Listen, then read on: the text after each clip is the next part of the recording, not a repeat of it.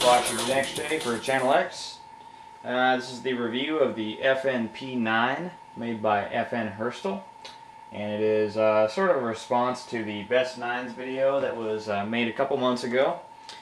So let's get to it. The other three handguns that I was basically had narrowed my search down to, let's say that, were the M&P9 made by Smith & Wesson, the Beretta 92FS made by Beretta, and the FNP9, which is made by FN Herstal, as I just said. So, like I said on the other video, they all fired phenomenally at the range. Even though they were range guns, they were great. They had a good break-in feeling, broken-in feeling, and I was very happy with all of them. If I had to make my choice as to which one I probably wouldn't buy for sure, it would most likely be the M&P9, but that's really not saying a whole lot because they're all really great guns, so it's a preference thing. I basically narrowed my search. I narrowed my choices down to these two pretty quick, and then ultimately this position of the safety I wasn't real happy with on the Beretta 92FS, and yeah, I know you can get a Taurus, which is kind of the same. Really, it's not.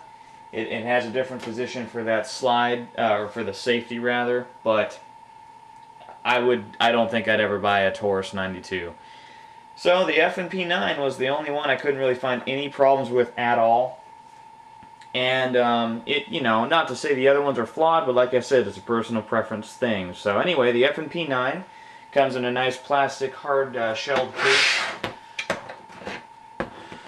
Go ahead and open it up on the Rat Pack here. We've got a blue interior, so to speak. It's all hard plastics. I don't think I've ever seen it in any other color. Actually, they might make this in a black, but whatever. This houses the 40, the 9, and the 357. There is a FNP 45, which is obviously the 45 caliber. The frame is too large to fit in this case. They have a different case for it. So let's go ahead and safety check the weapon. I have been between houses, so now I'm all moved in on my new one, and let's make sure nothing happened weird during the move. Slide locked. The weapon is safe and empty. Purchased it with the normal, regular sights. You can also get it with night sights.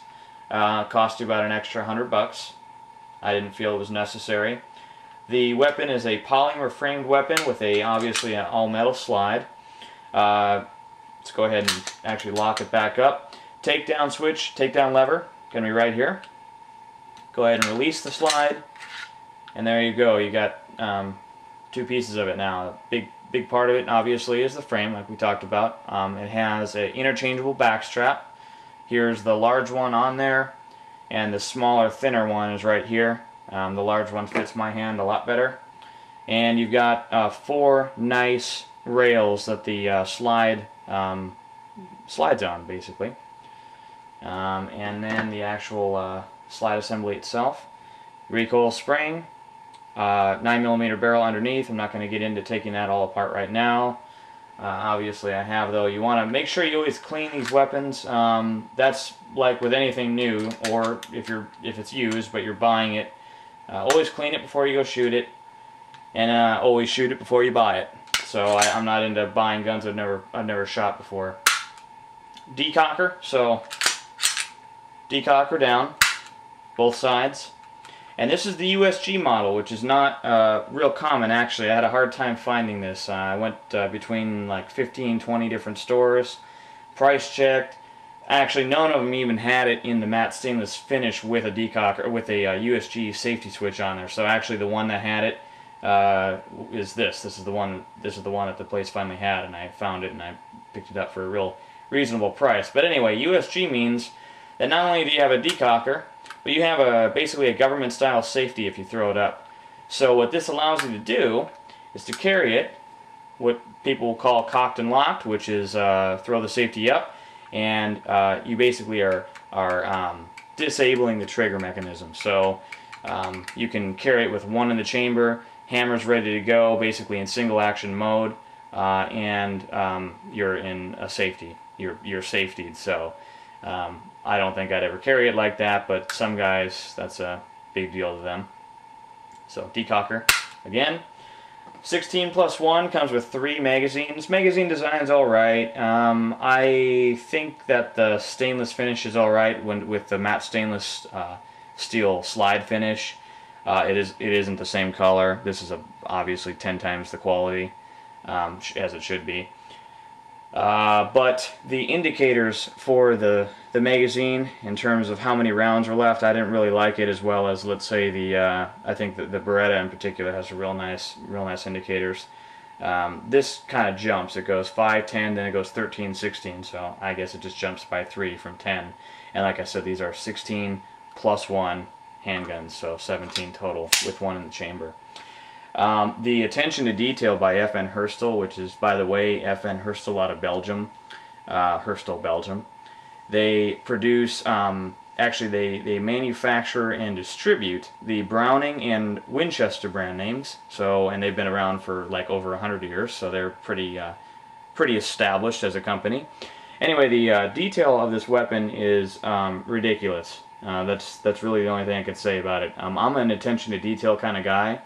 So when I see a gun that just looks really, really nice, like this one, the finish is just, I mean, it's crazy how nice this finish is. I don't even think the camera will do it justice, but the lettering on this, everything looks just absolutely precision. And this is, by the way, a loaded indicator. So the idea behind that is if you have a round in the chamber, it's going to expose itself a little bit. It's going to push itself out. So with your trigger finger, you'll be able to feel it. It'll be kind of like a ridge almost.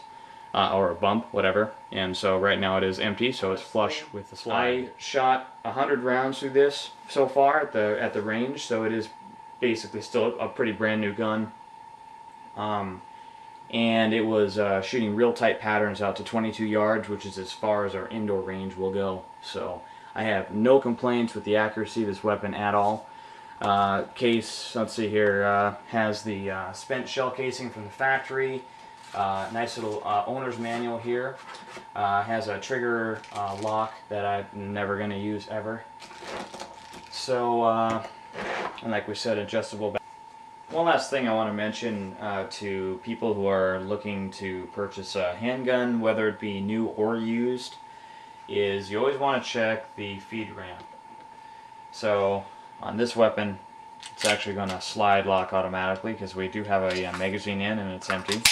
So it locks the slide automatically. Anyway, the feed ramp is going to be right down there, which you can, it's hard to tell with this camera, but it is still pretty polished and, you know, looks like it's pretty new. It might have a couple scuffs now from firing at the range, but if you're really buying a truly new gun with no more than maybe 1 round through it at the factory, it should still look really, really nice and polished. If your weapon comes with a polished feed ramp. They don't all come like that.